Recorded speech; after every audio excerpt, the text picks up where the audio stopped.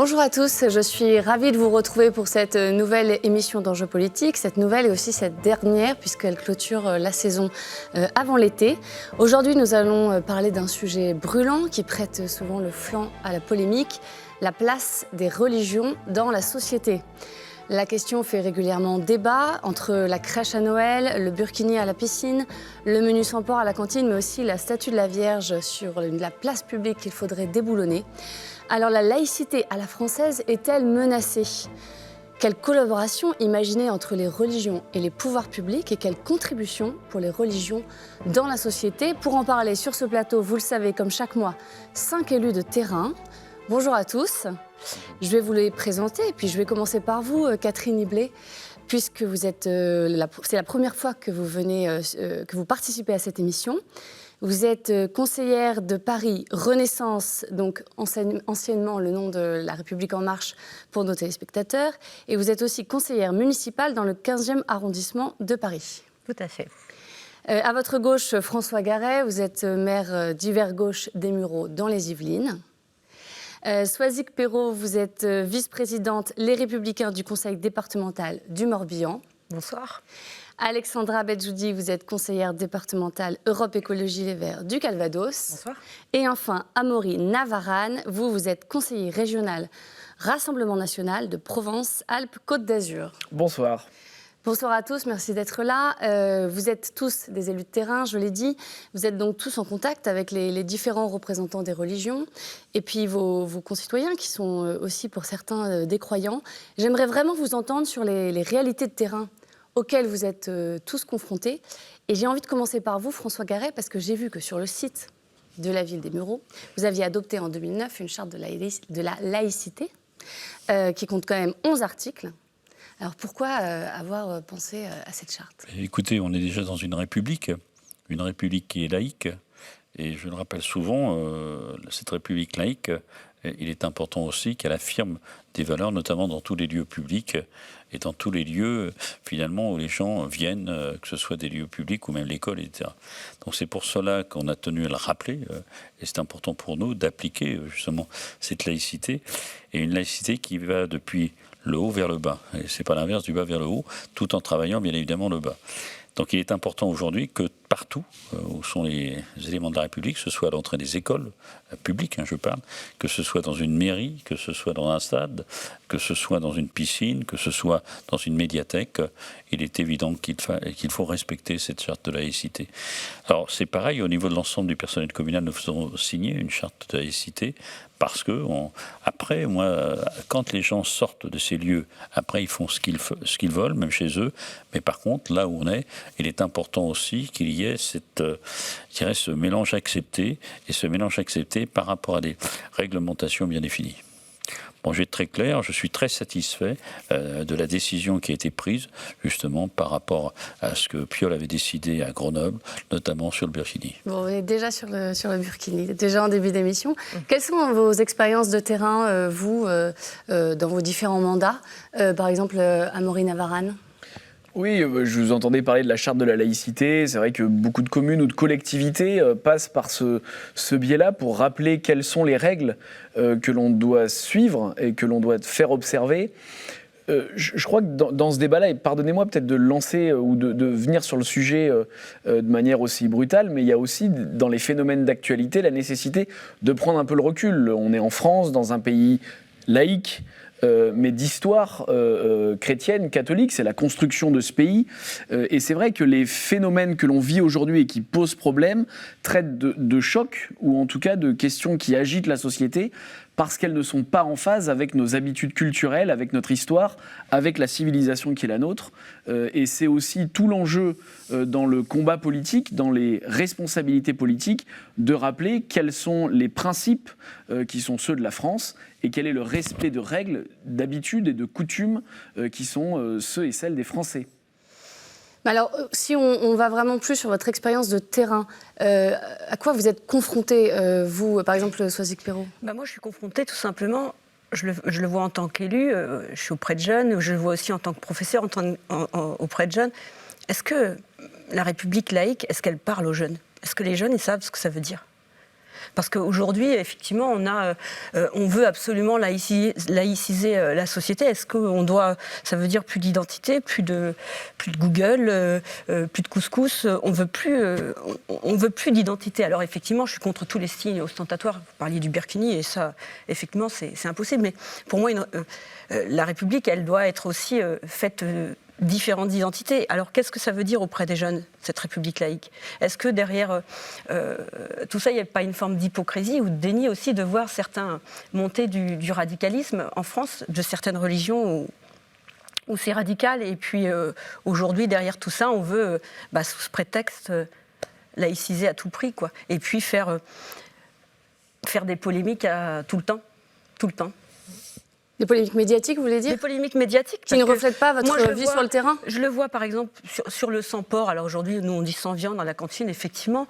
Aujourd'hui, la cantine, ce n'est pas obligatoire. C'est un service que rend une mairie, ou un collège, ou un lycée.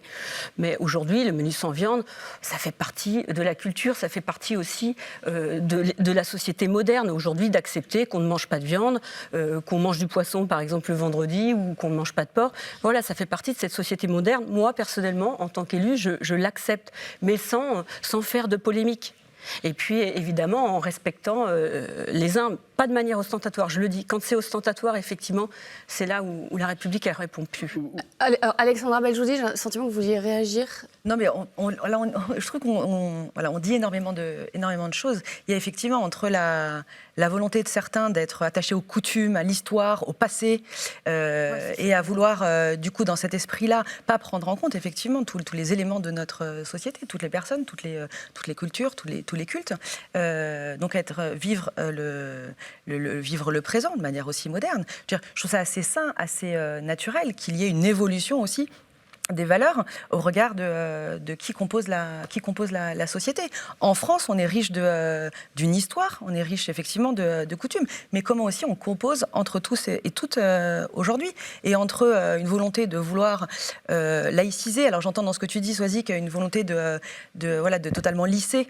Oui, voilà. Et entre, quand on parle de radicalisation, etc., j'ai l'impression que là, on décrit un petit peu deux extrêmes. Je crois que dans notre quotidien, on a plein d'autres exemples qui sont dans aucun des deux extrêmes. D'accord ? Mais vous, en tant qu'élu, par exemple Qu'est-ce qu'on recherche ? En tout cas, en tant qu'élu, la volonté est bien de primer sur une politique d'intégration, de vivre ensemble, de bien vivre ensemble et de construire tout cela. Comment on le construit ?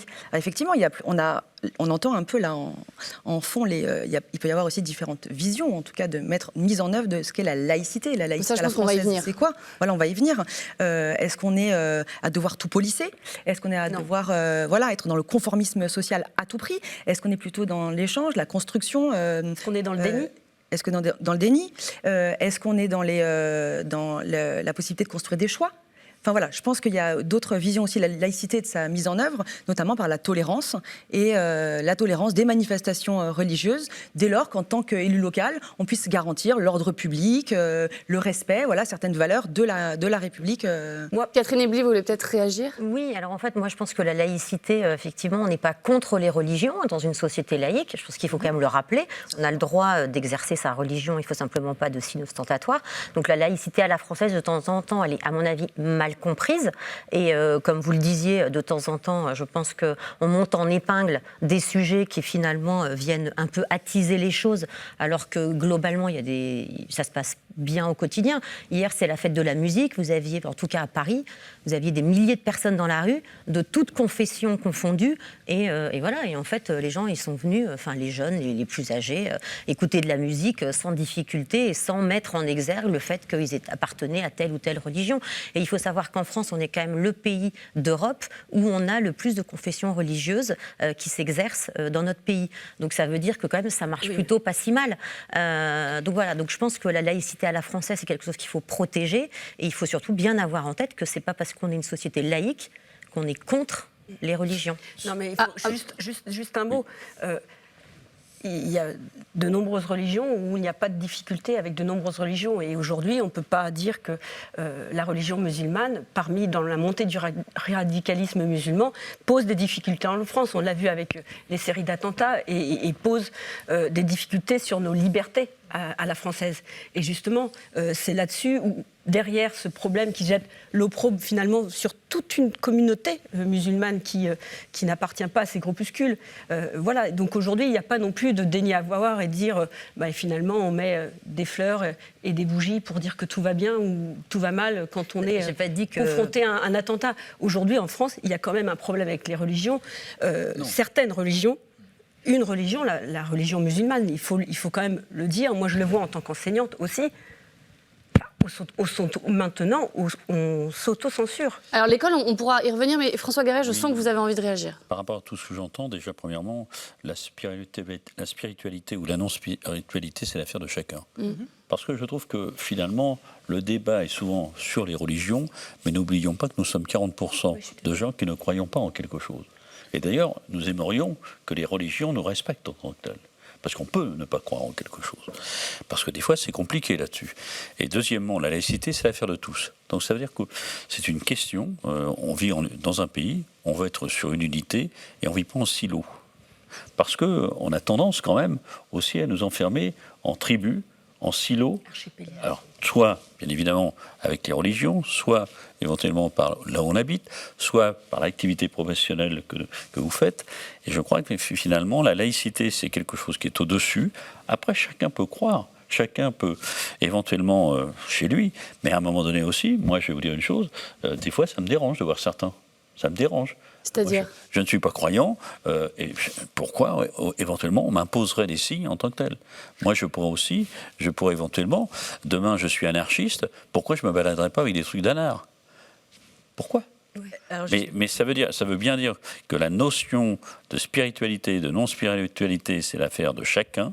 Et par contre, la laïcité, c'est l'affaire de tous. Et à partir de là, on doit établir un socle qui permette de vivre ensemble. Je voulais vous proposer une définition, parce que j'ai regardé la doctrine sociale de l'Église avant de préparer cette émission. Et justement, il donne une définition de la laïcité, qui est « La laïcité est un lieu de communication entre les diverses traditions spirituelles et la nation. » Et non spirituelle. Et non spirituel, pour François Garret. Vous l'oubliez souvent, et vous voulez une laïcité concordataire.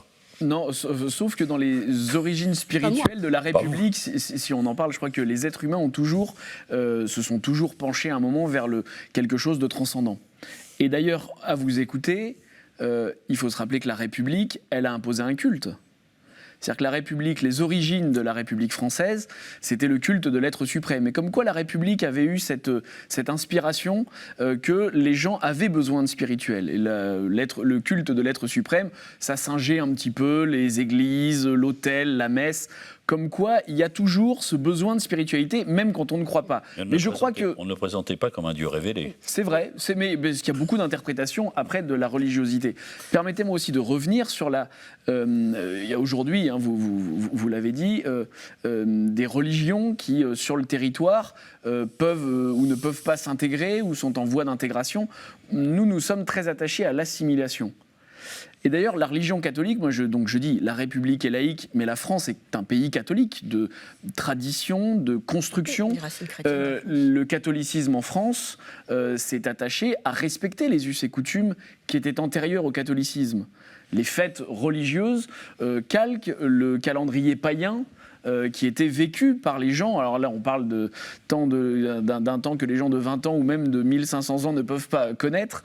Mais donc, il y avait aussi ce respect du lieu dans lequel on veut essayer de développer, ça c'est l'œuvre des évangélistes, ceux qui veulent évangéliser, ce qui est très louable, et peu importe les religions, on veut faire partager les valeurs, la croyance qui est celle de sa religion, mais il y a ce respect-là. Or, le problème aujourd'hui, pourquoi est-ce qu'on débat de cela ? Et les responsables politiques que nous sommes, les acteurs politiques locaux, c'est qu'il y a en France, on peut se le dire clairement, un problème particulier avec l'islam, inhérent à la fois à ce qu'est l'islam, et à la fois aussi à la manière dont l'islam est arrivé dans notre pays, c'est-à-dire en très peu d'années, par un phénomène dont c'est peut-être pas l'objet de ce débat-là, mais d'une immigration massive, qui a amené une autre religion et une autre civilisation de manière massive.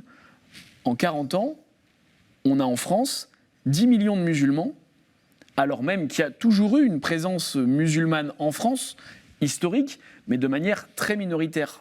Ce côté exponentiel de l'arrivée de l'islam en France a posé des problèmes et aujourd'hui le législateur est obligé d'y répondre de manière parfois radicale parce que les problèmes qui sont posés par l'immigration massive sont des problèmes radicaux.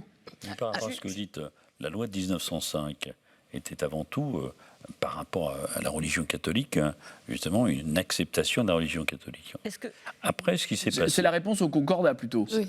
Mais évidemment. Ouais. Et par contre, après, la mosquée de Paris... Et elle ne s'est pas faite dans la douceur. La mosquée de Paris était faite pour justement honorer l'ensemble des musulmans qui étaient morts pendant la guerre de 14. Par contre, en 1960, on a trouvé une main-d'œuvre. En 1968, il y a des grandes grèves, etc., un peu partout. Subitement, on trouve un intérêt à faire venir de la main-d'œuvre. À déraciner des gens, bien sûr.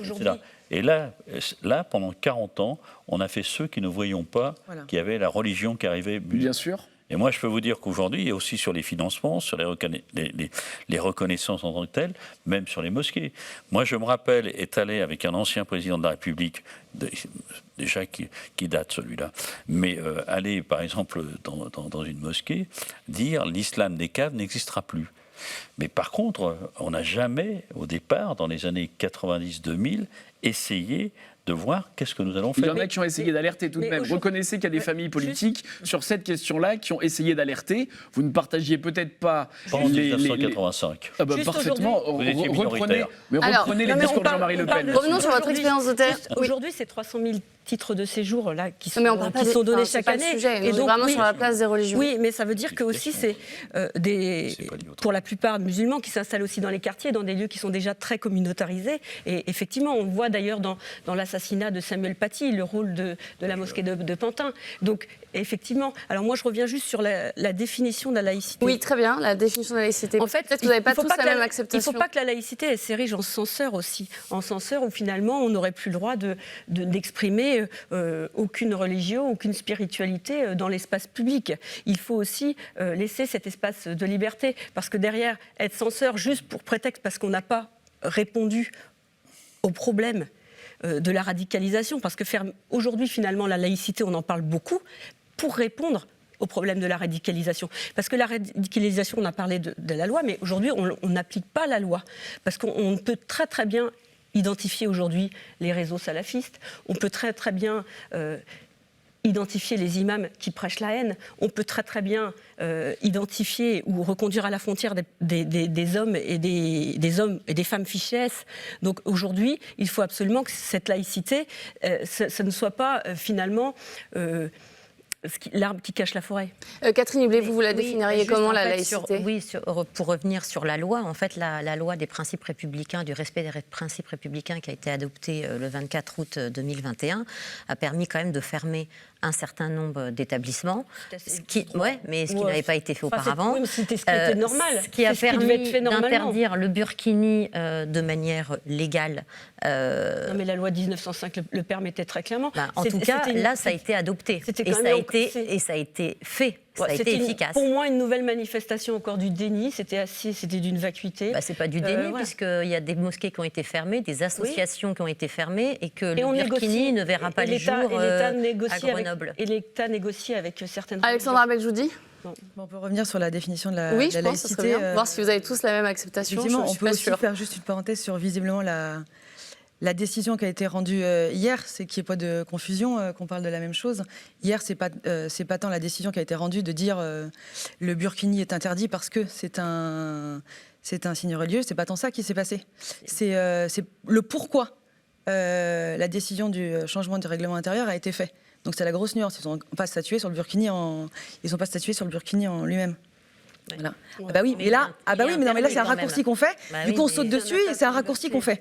Oui, et Éric Piolle s'est largement expliqué sur ces questions-là. Faire très attention à ce qu'a fait Éric Piolle. Oui. Mais voilà. Pourquoi, François Garret, pourquoi vous dites ça ? Autour de lui, et je pense qu'aujourd'hui, le clientélisme, il faut y faire attention, politique. Et pourquoi, François Garret, pourquoi vous dites qu'il faut faire très attention ? C'est quoi ? C'est un marqueur ? Parce qu'à un moment donné, le politique n'a pas à prendre des décisions par rapport à des systèmes clientélistes. Ouais. Moi, je peux vous dire que quand on regarde les élections dernières qui ont eu lieu, il est évident que vous regardez le premier tour des présidentielles, le vote qui a été fait éventuellement dans certaines banlieues, etc., et il y a une raison. Bien sûr. Il y a Bien une sûr, raison. Vous avez raison de dire ça. Et il y a une raison. c'est-à-dire Le vote de Jean-Luc Mélenchon, on Oui, va se le le dire vote clairement. Je le dis clientéliste. clairement. Pas- Et je n'ai rien contre, d'autant plus qu'on se connaît bien. Mais à un moment donné, il faut faire très attention parce que c'est comme cela qu'on crée des silos. Et c'est comme cela qu'on crée des silos complètement les uns à côté des autres. Et c'est très dangereux. Par exemple, moi, le discours sur le séparatisme, Emmanuel Macron l'a fait au Muro, donc chez moi. Mais c'est pareil, j'ai eu une discussion d'une heure à peu près avant avec lui, quoi, pour dire... Il faut faire très attention sur le discours que vous allez faire. Il faut faire très attention sur ce discours parce que la question est de savoir si on fait un discours sur le séparatisme uniquement en stigmatisant une partie de la population ou éventuellement si on l'aborde totalement. Mais c'est vrai aussi, quand on discute, moi je discute beaucoup avec les représentants musulmans, mais c'est vrai que c'est aujourd'hui quelque chose dont on a l'habitude de structures verticales. Alors que là, c'est des structures transversales, et aujourd'hui, on n'a aucun interlocuteur réel pour appliquer quelque chose. Et ça, c'est un vrai danger. Mais je crois que la laïcité, on est tous d'accord pour dire que c'est la possibilité que l'État donne à chaque croyant de pratiquer son culte. Avant ça, c'est la neutralité, c'est-à-dire que lui, L'égalité. Avant ou L'égalité de de chaque manière citoyen. la neutralité de l'État, Voilà. la capacité que les Oui, ou sans croyants être négatif, ont de c'est-à-dire croyant, je ne pratiquer crois en rien, mais ne pas croire. et la nécessité que la pratique religieuse ne vienne pas troubler l'ordre public. Oui. Je crois que ce sont les trois notions sur Donc, lesquelles on peut la tous être laïcité d'accord est sur la un cadre. laïcité. Mais oui, elle est le cadre légal dans lequel l'État rappelle quels sont les, j'allais dire comme au rugby, Alors, excusez-moi, mais les vous fondamentaux. Pas tous en même Vous définissez la laïcité par la négation, c'est-à-dire que la manifestation de l'appartenance à une religion, de la croyance ou non-croyance, ne viennent pas troubler l'ordre public.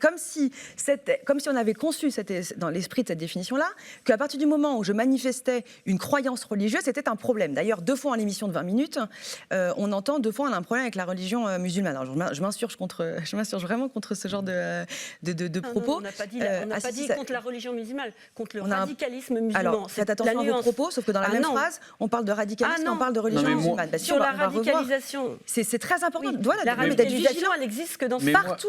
Oui, non, mais vous l'avez peut-être pas dit. Mais moi, j'assume de le dire. Voilà, oui, moi, alors, j'assume de c'est très dire bien, qu'il y a un je sais problème. très bien. Voilà. Mais on peut raconter effectivement cette histoire-là. C'est un cadre. Qu'est-ce qu'on fait au quotidien Ça, on n'en parle pas du tout. Voilà. Mais est-ce que vous reconnaissez au moins dans la culture du pays dans lequel nous sommes qu'il y a une place, par exemple, pardonnez-moi, mais particulière à la chrétienté. Je ne parle pas de foi, je ne parle pas de pratique, et je ne parle pas d'obligation Oui, parce que à c'est notre pratiquer. histoire aussi, voilà, bien sûr. Et Mais est-ce que vous reconnaissez... comment elle vient rencontrer cette histoire contemporaine que vous évoquez, notamment sûr. liée à l'immigration? mais par un choc, Donc, vous parliez- qui jusqu'ici n'a jamais été nécessairement un vécu. choc Mais Comme disait très pourquoi bien nécessairement François, Parce que alors, pas tous en même temps, pas tous en même c'est ce que l'on J'ai vit. dit, on ne l'organise non, pas. mais C'est c'est ce en même que l'on temps, vit parce qu'on refuse et on favorise le repli sur soi. La France, c'est Typiquement, la faux. question de la piscine. Mais François l'a dit, la France est le pays le plus accueillant. La France est le pays qui a permis, par la construction de la mosquée de Paris, la preuve que l'on était capable d'assimiler n'importe qui et d'où qu'il vienne. Simplement. D'assimiler, vous choisissez bien vos mots. Mais bien sûr que je C'est-à-dire, l'assume. voilà. Mais je Exactement, l'assume. bah, c'est Mais là-dessus. ce que l'on vit est, C'est-à-dire qu'on- à mon avis, un Là, on risque tend de... vers le conformisme, pardonnez-moi, mais si vous total, ne voyez avec pas- une manière de voir mais les si choses. vous ne voyez Au lieu pas de le choc- s'enrichir mutuellement avec justement. Mais si toutes vous ne ces, voyez pas le choc de civilisation qui est en train de se produire chez nous, sans stigmatiser les individus, mais en regardant les masses globales. Jamais dans l'histoire du monde, une civilisation n'a pu arriver sur une terre qui n'était pas la sienne, d'une civilisation et d'une culture qui n'était pas la sienne, sans que ça crée un choc de civilisation. On est bien placé pour le savoir quand on regarde l'histoire. Les Indiens d'Amérique, est-ce qu'ils ont apprécié l'arrivée des colons british? Ils sont arrivés comment, les Je colons suis pas british? sûr. Bah oui, mais ils sont arrivés comment? Bah oui, mais bien sûr. C'est ce qu'on Bien appelle... sûr. Alors- Pourquoi on a cette culture de la alors, prédation, moi- de l'ascendance Chacun son tour. et du contrôle de l'autre? Moi, Pourquoi j'ai- favoriser mais cette vous culture? savez- Non, mais je pense qu'on n'arrivera pas à vous réconcilier. Oui, mais Objectivement, je mais pense je que voudrais là, revenir sur la avec question des l'assimilation, ça va être très piscines. compliqué. Pardon, je voudrais revenir Alors, sur la question des d'accord, piscines. en quelques mots, Alexandra, Voilà, juste en quelques ce que mots. je vous dis sur la piscine. Pour sortir un tout petit peu de Eric Piolle, peut-être que tu le connais beaucoup mieux que moi, Non, je ne sais pas. Bon, voilà. Je suis pour que la piscine soit accessible à tous et à tous. Et typiquement, si je devais prendre une décision en tant qu'élu local dans ces situations-là, je favoriserais, je ferai en sorte que prime cette accessibilité-là. Et donc, sur des questions d'hygiène sanitaire, voilà, on autoriserait tout type de tenue qui correspond aux règles sanitaires et hygiène. Et si quelqu'un préfère venir couvert des genoux à la tête, en tenue de plongée à la piscine, la personne elle vient en tenue de plongée. Ça ne me pose pas de souci, je préfère que la personne elle vienne à la piscine, qu'elle n'y vienne pas. Ouais, c'est une forme Et vous de- avez compris que c'est pas le problème, pardonnez-moi, mais le problème n'est pas la taille du vêtement. Non. Ce qui pose la question aujourd'hui du rapport de la société avec l'islam, c'est la question du consentement et de la violence inhérente à la religion. On va pas faire Moi, toute l'émission Non, sur mais- le burkini. Voilà. Oui, non, je me soustrais même du débat en soi du C'est burkini. intéressant. Je parle juste de la question de la violence de la société. Et au sein de l'islam, de la question de la violence. Alors, il y a encore une fois, mais je ne veux pas me limiter aux cas les plus médiatiques, les attentats, mais de la violence verbale, de la violence physique, de la manière dont la religion s'impose. Et de la question, là aussi, civilisationnelle. Enfin, la civilisation européenne a mis du temps à devenir ce qu'elle était devenue.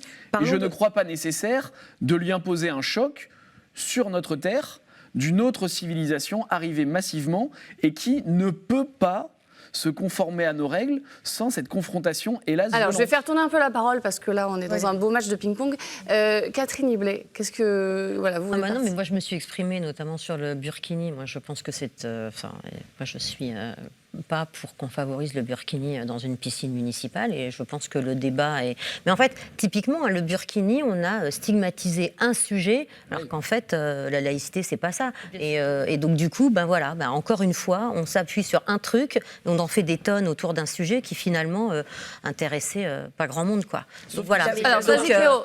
non mais c'est vrai. Il y a une forme aussi d'hypocrisie générale. C'est vrai que ces sujets sont arrivés, le sujet de la laïcité, enfin, moi j'enseigne depuis plus de 20 ans et donc j'ai vu la progression de ce sujet au sein de l'école où finalement, où s'autocensure par exemple, je le vois, on refuse de reconnaître les racines chrétiennes de la France. Il ne faut surtout pas prononcer maintenant le mot Toussaint dans les vacances de la Toussaint, le mot vacances de Noël, c'est bonnes fêtes de fin d'année, plus de vacances de Pâques, parce qu'au prétexte de laïciser finalement la société. Mais ça veut dire quoi ? Ça veut dire qu'on renie toute notre histoire. Alors effectivement, on ne doit pas repartir avec un sac à dos, avec plein de choses, mais derrière, il y a une forme d'hypocrisie. Et moi, je rejoins tout à fait François Garret sur le burkini, j'en reparle, et sur d'autres sujets qui sont très clivants.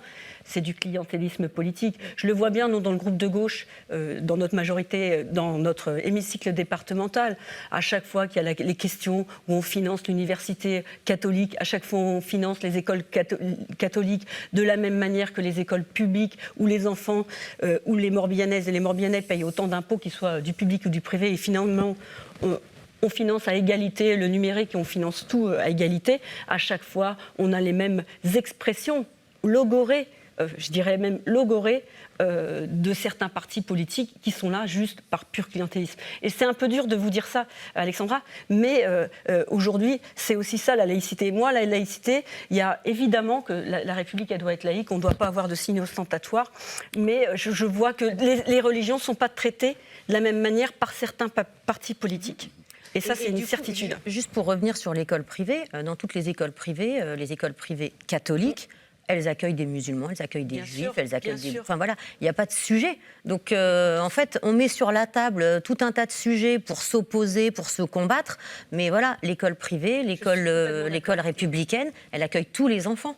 Et moi, mes enfants, ils ont des amis qui sont de confessions différentes. François Garret. Voilà. Et c'est la richesse aussi Par rapport à ce que vous dites, c'est assez amusant, parce que j'ai eu l'occasion de discuter avec les représentants de l'Église, en l'occurrence Monseigneur Aumônier de Versailles, sur justement l'école privée.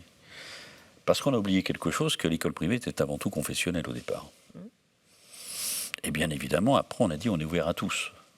Et aujourd'hui, le problème se pose par rapport justement à l'objet de l'école privée telle qu'elle est et l'objet par rapport à tous ceux qui y vont. Et d'ailleurs, c'est un phénomène que quand vous avez 22 écoles publiques, chez moi une école privée, c'est vrai qu'il y a un mélange de population, mais c'est vrai aussi qu'on a l'impression d'avoir une ascension sociale par rapport à l'école publique. C'est un vrai sujet, ça. Quand vous avez dans une école publique, par exemple, des classes dans lesquelles il n'y a que des enfants de communautés qui arrivent. Mais là aussi, ça vient de loin. Ça vient de loin. Quand, premièrement, Si on prend le Maghreb, on n'a jamais industrialisé le Maghreb. Hein. On a bien évité de l'industrialiser. Quand je vois que Renault a installé une usine à Tanger, s'il l'avait installée en 60 à Tanger, où on en serait? Vous repartez sur l'immigration, là. Le fait Oui, qu'il y non, mais ait- volontairement. Non, attendez, c'est parce que c'est pas neutre. À un moment donné, donc, on a décidé de faire venir des populations. Pourquoi pas? Mais quand on a dit, pour acheter la paix sociale, on va mettre éventuellement des lieux de prière, et que ceux qui étaient catholiques n'avaient pas de lieu de prière, il y a à un moment donné une ségrégation par rapport à ceux qui croyaient en autre chose ou qui ne croyaient pas. Donc, à un moment donné, on ne se rend pas compte comment on a cassé, je dirais, les notions de vivre ensemble, les notions aussi, même les organisations syndicales, certaines d'ailleurs, et c'est ma façon de penser sur le sujet, hein, à un moment donné, pour créer le conflit, pour avoir des adhérents, on a accepté beaucoup de choses. Un exemple dans ma ville. Dans ma ville, nous avions 46% de logements sociaux. 46% de logements sociaux. En 60, c'était un mieux-être. À un moment donné, les partis politiques et les organisations syndicales ont dit un travailleur de Renault est égal devant les droits. Qu'est-ce qu'on a fait? Progressivement, dans les années 70, les travailleurs de chez Renault sont partis pour acheter des terrains, des maisons, etc. C'est progressivement des communautés qui ont pris totalement les logements et on se retrouve aujourd'hui avec des logements sociaux à plus de 95% de communautés. Ah oui, vous avez du La coup des rénovation urbaine, par exemple, n'a pas permis je dirais, la mixité et le mélange social. C'est facile de casser des bâtiments, etc. Et moi, je crois beaucoup, et c'est là que c'est important, que nous, laïcs, républicains, etc., il faut, et c'est important, que tous les lieux culturels soient ouverts le samedi et le dimanche. C'est pour ça d'ailleurs que le président Macron est venu avec sa ministre de la Culture, parce que je l'ai eu 5 fois, hein, comme Hollande, j'ai eu 15 Alors, je voudrais fois qu'on les passe ministres, à les une présidents de autre la partie de République. l'émission. On s'est beaucoup étendu là sur les points de crispation, les sujets polémiques liés à la place des religions dans la société, mais je pense qu'il y a aussi du positif, qu'il y a quelque chose d'important que vous voyez comme élu. Et voilà, j'ai aussi envie de prendre le sujet à contre-pied. Est-ce que la manifestation du religieux, elle est toujours problématique? Et quel est l'apport positif des religions dans la société? Et je voudrais quand même encore citer, juste pour la dernière fois, pour la dernière émission, la doctrine sociale de l'Église, mais qui disent que les religions ont un rôle important à jouer dans la réalisation de la paix, qui dépend de l'engagement commun pour le développement intégral de l'homme. Mais vous, je sais qu'en tant qu'élu de terrain, vous avez un travail quasiment quotidien avec les religions. Par rapport à ce que vous dites, moi j'ai mis en place dans ma commune une commission des cultes et non-cultes, volontairement. Donc j'ai les différentes religions qui sont présentes, j'ai les libres penseurs qui sont présents. Et les sociétés secrètes, non? Ça, je ne peux pas vous dire. Mais Pourtant, les libres penseurs ne sont pas secrets, hein, en tant que tels. Et donc, là-dessus, on a véritablement tout un travail que l'on fait sur tout un tas de sujets qu'on aborde, sur les fêtes, éventuellement sur les manifestations par rapport à l'éthique, etc. Et moi, je pense qu'aujourd'hui, les religions ont un rôle à jouer. Lequel alors? Bah, écoutez, déjà, la religion a la morale. Elle apporte. Pas l'éthique. Je vous laisse le choix de vos mots. La morale. Bon. Après, si vous êtes pratiquant, et à un moment donné, il y a aussi une spiritualité que vous développez autour de tout un ensemble d'éléments. Que ce soit la tolérance, que ce soit éventuellement reconnaître l'autre, etc. D'ailleurs, dans beaucoup de religions, on se tient la main à la fin, hein, pour dire qu'on est tous amis, etc. Et de la même façon, quand on discute avec les musulmans, à un moment donné, moi je vois les musulmans, il y a un rôle social. Par exemple, les gens d'un certain âge qui sont en retraite, d'aller à la mosquée un certain nombre de fois, c'est aussi un lieu physique où ils se rencontrent. Maintenant, c'est le problème des excès. C'est le problème des excès. On a dit qu'on restait D'accord sur avec des choses positives, là. Non, mais je veux dire, quand Merci, Alexandra. je dis le problème des excès. Non, mais c'est incroyable. Du coup, c'est intéressant de faire On a déjà partie de la abordé les l'émission. excès alors. C'est voilà comment on parvient à parler quelque chose de positif dès qu'on parle de religion, Bah, et moi, comment systématiquement on va y accoler quelque chose de négatif. avec toi. Il y a un cadre moral, comme tu le dis très bien, qui d'apprentissage de la vie, etc. Les religions peuvent y participer. Pour les personnes qui n'ont pas de religion, qui n'ont pas de croyance, on peut dire que c'est no man's land et puis qu'il se passe rien. Enfin voilà, il y a d'autres espaces dans la société pour apprendre à faire société, participer à la société, contribuer, etc. La religion est une des lectures et on a cette liberté-là de croyance, de changer de croyance en cours de vie, de ne pas nécessairement en avoir à rendre compte aux autres. C'est effectivement très individuel. Face à l'éternel, souvent on considère qu'il faut avoir une religion. Mais c'est vrai que ça peut parfois. Mais au quotidien, particulièrement en Bretagne, où la religion catholique est très présente, même si d'autres religions sont dans ma ville, je vois par tradition. exemple Pontivy, les religions sont présentes et on travaille tous main dans la main. On a fait une fête de voisins la semaine dernière avec le pasteur protestant et puis on n'a pas regardé qui était qui et ce qui importe peu. On participe. Alors en Bretagne, c'est surtout du culturel, finalement, quand on participe au pardon, aux kermesses, quand nous-mêmes, collectivités, on finance aussi on finance la rénovation de lieux de culte, donc on intervient. Moi, au quotidien, d'affirmer aujourd'hui, de dire qu'aujourd'hui on est chrétien ou on est catholique, c'est difficile parce que tout de suite on tombe dans la suspicion. Tout de suite, on est caricaturé quand on dit qu'on est... Non, mais là, on est vraiment sur le rôle. Alors, le rôle, moi, ce qui m'apporte, moi, dans mon choix quotidien, je ne ferai... Quand on est... par mes valeurs, voilà, ce sont les valeurs que je porte et je ne prendrai jamais une décision politique. Je ne ferai jamais un choix qui ira à l'encontre de la solidarité. Pour vous. Là, c'est la religion, le rôle de la religion pour vous. Moi, oui, mais ça veut dire que mais ça porte quand même dans le débat public. Ah oui, ça veut dire que dans mes choix politiques, ça veut dire que les personnes qui me font confiance lorsqu'elles votent pour moi, elles savent que je ne ferai rien qui ira contre la dignité humaine. Alors, Catherine Hiblet, je sens que vous avez envie de réagir. Oui, en fait, c'était juste pour illustrer. Nous, par exemple, dans le 15e arrondissement, on a un centre interreligieux avec des musulmans, des catholiques, des protestants, des juifs. On a eu, il y a 15 jours, la journée de la fraternité, où, en fait, et c'est la culture, en fait, qui rassemble, puisqu'en fait, la culture religieuse, c'est quelque chose qui existe. Et donc, chacun arrive avec des plats, des histoires. Et en fait, toute la journée, tout le monde se rencontre. C'est intergénérationnel, c'est interculturel et interreligieux. Et ben ça montre qu'en fait, ça fait partie du vivre ensemble, finalement. Il y a des valeurs dans les religions. Il y a de la morale. Je pense qu'effectivement, c'est un thème qui est important. Et voilà. Et nous, en tout cas, dans le 15e, c'est 236 000 habitants. Donc, c'est quand même une grosse ville. Et voilà. Et par exemple, cette journée, elle se passe bien. Et l'ensemble des représentants de chaque culte fait en sorte qu'il y ait du dialogue et que les jeunes puissent parler avec d'autres jeunes et ils font des choses ensemble. Et un dialogue interreligieux qui se crée toute la société. Et qui est géré vraiment par les représentants de chaque culte dans le 15e. Donc ça veut dire que c'est possible. C'est pas... Voilà, Amaury Verhaeren. Alors, on a eu des échanges un peu urticants, mais les politiques sont là pour régler des problèmes. Il n'y a pas besoin de l'intervention du politique quand il n'y a pas de problème. Et donc, effectivement, je suis un peu désolé si le débat a été animé, mais parce que ce sont les problèmes, aujourd'hui, quand on a parlé d'islam et tout ça, que vit notre société. Les politiques, en revanche, peuvent participer sans être intervenants et sans avoir à vouloir régler les choses à différentes œuvres, peuvent bénéficier d'ailleurs de différentes œuvres. Il y a des associations confessionnelles qui participent dans le tissu associatif à parfois suppléer aussi ce que les politiques ne peuvent pas faire ou ont plus de mal à faire. C'est votre expérience ? Par exemple, à Toulon, on a des associations diocésaines qui sont financées par la sphère publique, que l'on choisit pour régler un certain nombre de situations, pour aider, pour apporter. Un exemple précis. L'Union diaconale du Var, par exemple, qui va s'occuper de plus nécessiteux, ou l'association Le Rocher, qui va dans les cités. C'est une œuvre probante de jeunes couples qui vont s'installer dans des cités très sensibles et qui viennent faire de l'alphabétisation ou de l'évangélisation, ce qui permet d'avoir un lien aussi avec des gens de communautés différentes, parfois même qui ont des positions assez radicales. Mais je voudrais aussi juste terminer là-dessus.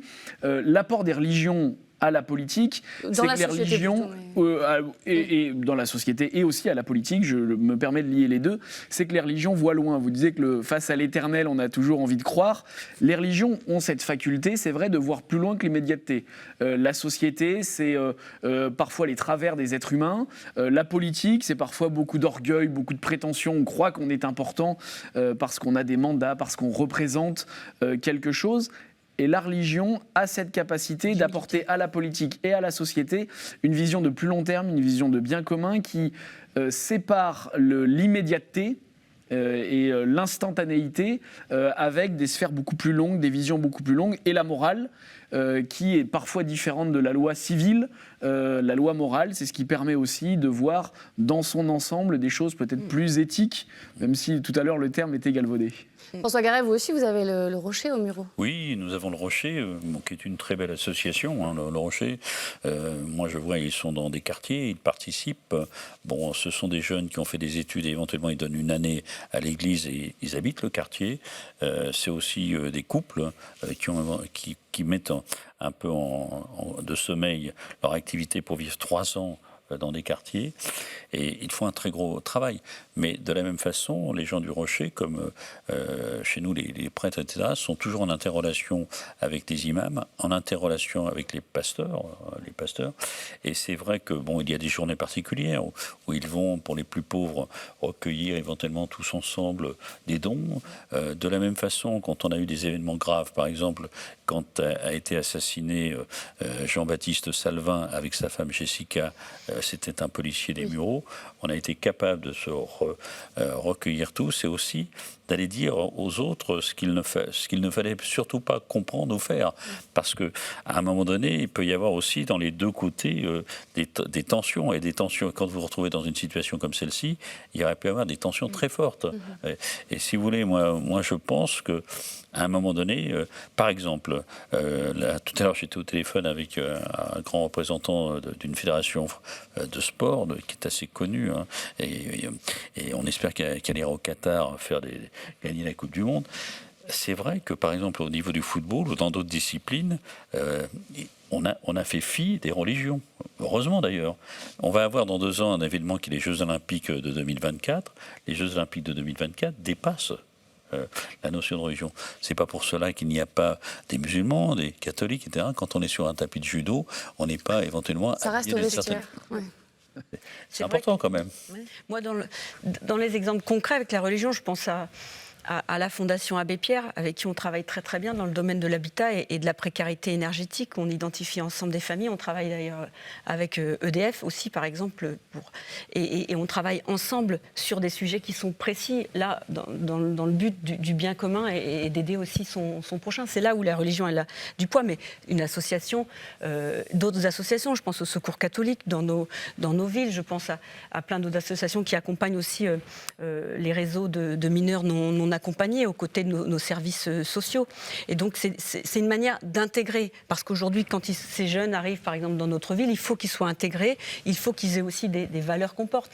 Je prends un autre exemple sur la richesse et le vivre ensemble. On a accueilli la semaine dernière un grand tournoi international de Guerre-les-Dents qui réunissait finalement tout le centre-Bretagne et des enfants du monde entier. Et moi, j'ai accueilli à la maison des enfants, 4 jeunes Algériens. Je savais qu'en accueillant des Algériens, j'ai respecté aussi leur choix pour ne pas mettre d'huile sur le feu, comme on dit. Donc j'avais préparé du halal à manger. Voilà, c'est ça, vivre ensemble et se respecter sans vouloir opposer les choses. Parce que je veux revenir aussi sur ce qui a été dit en début d'émission. On n'est pas là pour opposer, mais on n'est pas là non plus pour être dans le déni. Pour revenir par rapport à ce que vous dites par rapport au halal, moi ce qui m'énerve, c'est que finalement on a collé un mode, je dirais, pour tuer une bête à une religion. Vous parlez du rituel. Et finalement, qu'est-ce qui se passe alors voilà, chacun est libre d'en manger, de ne pas en manger, mais on a fait coller le halal à la religion musulmane, c'est tout. Oui, peut-être. Mais moi, après, quelque part, ça m'importe peu. Je respecte leur choix. Mais finalement, on s'est enfermé là-dedans. Et d'ailleurs, qu'est-ce qui se passe aujourd'hui? Regardez dans les restaurants, etc., la restauration. Maintenant, on nous indique halal ou pas halal, quoi. Parce que c'est un marqueur communautaire, mais comme un marqueur communautaire. Alors, non, on ne revient pas sur le burkini. On ne le laisserait pas faire. En Bretagne, les crêpes, c'est plus dur. Les crêpes halal. Mais le halal compose à la fois la manière de tuer la bête, et là, on peut en débattre des questions sanitaires et tout ça, et même la question du subvention du culte. Oui. Parce que le halal, ça subventionne le culte musulman aussi. Donc raison. il y a là, dans la sphère publique, aussi une véritable question sur le halal. Alors, Alexandra, moi, je ne vous ai pas beaucoup entendu alors que pourtant, finalement, vous êtes le chantre depuis le début, mais précisément sur le rôle positif qu'apportent les religions, par exemple, dans le Calvados, tout simplement. Alors, moi, en tant que conseillère départementale extrêmement jeune, nous, justement, c'était un questionnement. Je n'ai pas beaucoup d'expérience et de rencontres avec des représentants de culte, etc. Pour autant, j'ai effectivement, à plusieurs reprises, on est invité en tant qu'élus locaux à des moments de cérémonie, alors pas nécessairement de cérémonie peut-être, mais d'échanges avec des représentants de culte. Et en fait, je ne m'attendais pas du tout. Donc ça, c'était assez étonnant en fait. Et je me suis posé la question, mais alors, du coup, en tant qu'élu local, j'y vais ou j'y vais pas? Qu'est-ce que je fais avec cette invitation-là? Bon, il s'avérait que j'étais pas disponible ce jour-là. Mais en fait, c'est et du coup, je me suis pas posé la question, mais profondément. En tant qu'élu local, alors si je commence à aller rencontrer tout le monde, il faut que je fasse attention d'être potentiellement exhaustive. D'aller bien rencontrer tout le monde. Je veux dire, ça, c'est très important. Donc, effectivement, il y a ce rôle de représentation, ce rôle d'élu local, de représentant, d'être neutre, d'être exhaustif dans la rencontre de tous. C'est bien distinct de ce que, personnellement, on va penser, etc. Et je rejoins complètement Soisic qui disait tout à l'heure, oula, attention, moi, en qualité d'élu local, ce qui prime, c'est et la solidarité, la fraternité, on a aussi les valeurs de la République, on parle de liberté depuis tout à l'heure aussi, mais il y a la fraternité, et la dignité humaine. Bon voilà, c'est ce qu'on défend en tant qu'élu local. Alors en tout cas, moi ce que je vois, sans exemple précis, mais moi ce que je vis, et ce depuis que je suis jeune, moi j'ai dans une école privée dans le 15e, où il y avait justement des personnes du monde entier. Et le soir, on avait tous des cours de religion pour ceux qui souhaitaient les suivre. Et effectivement, il y avait et ça construisait, ça participait au bien vivre ensemble parce qu'on apprenait, on découvrait le monde, on apprenait les uns des autres. Et ça, c'est extrêmement enrichissant. Et donc là, effectivement, je ne peux pas être à cette dernière émission en qualité d'écologie sur ce plateau. J'ai envie de dire, moi, tout ce que ça m'inspire, en tout cas de positif, je suis obligée de faire un parallèle avec l'environnement, la nature et le vivant. Pourquoi? Non mais, permettez-moi. Non, mais si.